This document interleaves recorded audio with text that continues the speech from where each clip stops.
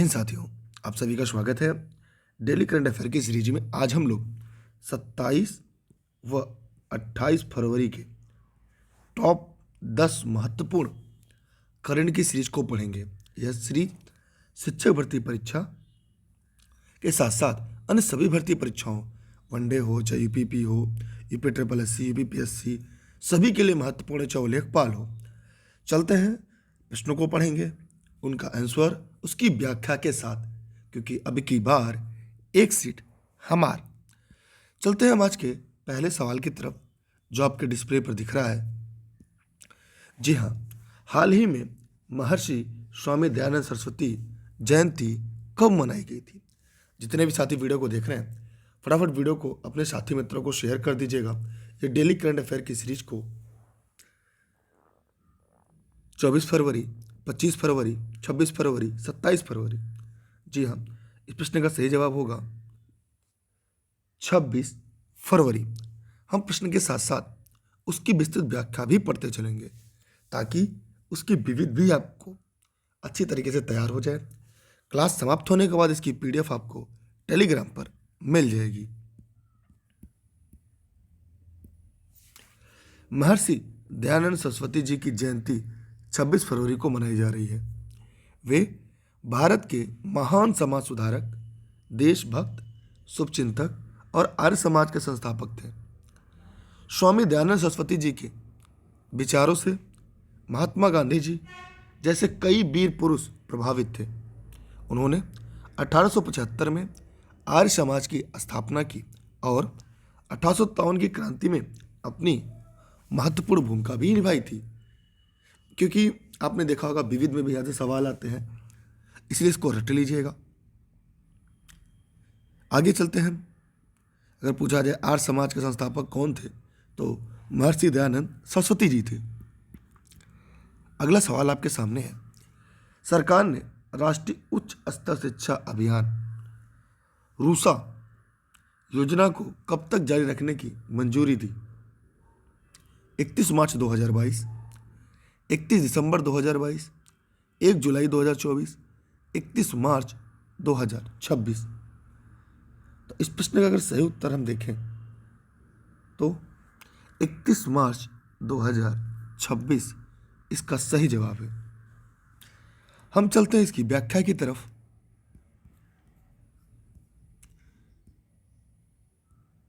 शिक्षा मंत्रालय ने लगभग 12,929.16 करोड़ की व्यय के साथ राष्ट्रीय उच्चतर शिक्षा अभियान योजना को 31 मार्च 2026 तक जारी करने की मंजूरी दी है। इस योजना का नया चरण लगभग 1600 परियोजनाओं का समर्थन करेगा। देखिए यहाँ पे ये 12,929.16 करोड़ है। केंद्र ने 8,120.97 करोड़ रुपए और राज्य सरकार से 4,808 करोड़ रुपए खर्च करेगा लगभग। हम चलते हैं आज के अगले सवाल की तरफ। हाल ही में वनडे में सबसे तेज और शतक लगाने वाली भारतीय महिला खिलाड़ी कौन बनी? ऋचा घोष, रुमेली धर, दीप्ति शर्मा, वेदा कृष्णमूर्ति। ऋचा घोष ये इसका सही जवाब है। हम व्याख्या देखते हैं। भारतीय टीम की विकेट कीपर ऋचा घोष ने एक महत्वपूर्ण रिकॉर्ड अपने नाम किया। ऋचा घोष वनडे में भारत के लिए सबसे तेज अर्धशतक लगाने वाली महिला खिलाड़ी बन गई। न्यूजीलैंड के विरुद्ध 5 मैचों की वनडे सीरीज के चौथे मैच में ऋचा घोष ने केवल 26 गेंदों पर ही अपना अर्धशतक पूरा कर यह रिकॉर्ड अपने नाम कर लिया। चलते हैं हम एक और अगले प्रश्न की तरफ। भारत ने किस MH-60R मल्टी रोल हेलीकॉप्टर खरीद रहा है? बताइए किस देश से खरीद रहा है भारत? श्रीलंका, अमेरिका, चीन, इजराइल? अमेरिका से। आइए हम व्याख्या देखते हैं इसकी। भारत अमेरिका देश MH-60R मल्टी रोल हेलीकॉप्टर खरीद रहा है। रक्षा अधिकारियों के अनुसार 3 MH-60R मल्टी रोल हेलीकॉप्टर का पहला बैच जुलाई 2022 तक भारत आने की संभावना है। ये हेलीकॉप्टर फ्रंटलाइन जहाज़ों और विमान वाहक पोतों से संचालित होंगे। आप लोग वीडियो को लाइक करने के बाद अपने साथी मित्रों को शेयर कर दीजिए। ये डेली करंट की सीरीज और 1 मार्च से जो करंट की सीरीज आपको मिलेगी वह आपको सुपर टेट यूपी टेट का जो नया चैनल है इलानी विद दुर्गेश का, उस पर आपको करंट की सीरीज मिलेगी, लेकिन उसकी लिंक आपको टेलीग्राम पर ही मिल जाएगी। डेलाई की एक रिपोर्ट के मुताबिक वर्ष 2026 तक देश में कितने स्मार्टफोन यूजर होंगे? 10 करोड़, 35 करोड़, 100 करोड़, 200 करोड़? जी हाँ, 100 करोड़। चलते हैं अगले सवाल की तरफ। भारत में स्मार्टफोन धारकों की संख्या वर्ष 2026 में 100 करोड़ को पार कर जाएगी। प्रत्येक 10 में से 7 लोग स्मार्टफोन यूजर होंगे। 2023 में यह संख्या बढ़कर 87 करोड़ हो जाएगी और उसके अगले साल यह संख्या बढ़कर 92 करोड़ हो सकती है। 2025 में स्मार्टफोन इस्तेमाल करने वालों की वाले 97 करोड़ लोग होंगे। तो अभी तक लगभग आपके पास भी एक से अधिक स्मार्टफोन होंगे, कुछ के पास नहीं भी हैं। ये भी हमारे देश का दुर्भाग्य भी है। किस भारतीय महारत्न कंपनी को भारत की सबसे भरोसेमंद सार्वजनिक क्षेत्र की company, India's most trusted public sector company का पुरस्कार प्रदान किया गया? भारतीय तेल निगम, कोल इंडिया लिमिटेड, भारतीय इस्पात प्राधिकरण लिमिटेड, तेल एवं प्राकृतिक गैस निगम? भारतीय इस्पात प्राधिकरण लिमिटेड सी इस प्रश्न का सही जवाब है। आइए हम व्याख्या देखते हैं। केंद्र सरकार ने भारतीय महारत्न कंपनी कोल इंडिया लिमिटेड को भारत की सबसे भरोसेमंद सार्वजनिक क्षेत्र की कंपनी का पुरस्कार प्रदान किया। कोल इंडिया का सम्मान कोलकाता में उद्योग मंडल एसोचैम द्वारा आयोजित एनर्जी मीट एक्सीलेंस अवार्ड समारोह में प्रदान किया गया। हम चलते हैं आज के अगले सवाल की तरफ। भारत किस देश के साथ नीली अर्थव्यवस्था और महासागर शासन पर रोडमैप पर सहमति व्यक्त की? जापान, चीन, फ्रांस, इटली? बताइए सभी लोग फटाफट कमेंट करके। फ्रांस पे। ठीक है, किस पर? फ्रांस पे। आइए हम इसकी व्याख्या देखते हैं। भारत और फ्रांस नीली अर्थव्यवस्था महासागर शासन पर रोडमैप पर सहमत हुए। इस समझौते का उद्देश्य वैज्ञानिक ज्ञान और महासागर संरक्षण में योगदान करना है। यह कार्य विदेश मंत्री एस जयशंकर की फ्रांस की 3 दिवसीय यात्रा के दौरान किया गया।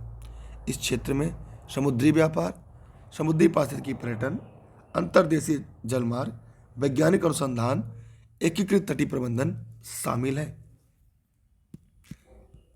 आज का 8वां सवाल है, राष्ट्रीय ओलंपिक समिति एथलीट आयोग की नई अध्यक्ष कौन बनी? सी युंग मिन यू, एम्पा टेरेहो, सारा वाकर, थॉमस बाख? जी हाँ, एम्मा टेरेहो। आइए हम इसकी व्याख्या देखते हैं। एम्मा टेरेहो अंतर्राष्ट्रीय ओलंपिक समिति एथलीट आयोग की नई अध्यक्ष बनी। एम्मा टेरेहो 5 बार की ओलंपियन और फिनलैंड की महिला आइस हॉकी टीम की पूर्व कप्तान है। अंतर्राष्ट्रीय ओलंपिक समिति एथलीट आयोग ने कोरिया गणराज्य के टेबल टेनिस खिलाड़ी शियुंग मिन यू को अपना पहला उपाध्यक्ष चुना है। आगे चलते हैं अगले सवाल की तरफ। हाल ही में तूफान एंटोनिया किस यूरोपीय देश से टकराया? जापान, जर्मनी, इंग्लैंड, दक्षिण अफ्रीका। तो इस प्रश्न का उत्तर होगा जर्मनी। चलते हैं अगले सवाल की तरफ। हाल ही में तूफान एंटोनिया यूरोपीय देश जर्मनी से टकराया और उसे वहां भारतीय नुकसान पहुंचाया। एक हफ्ते से भी कम समय में मौसम की तीसरी गंभीर घटना थी। पिछले सप्ताह तूफान एलेनिया और जेनेब के कारण चरम मौसम घटनाओं को देखा गया। 2007 में किरिल के बाद ये सबसे तीव्र तूफान बताया जा रहा है। हाल ही में इजराइल की किस नई नौसैन्य वायु रक्षा प्रणाली का सफलतापूर्वक परीक्षण किया गया?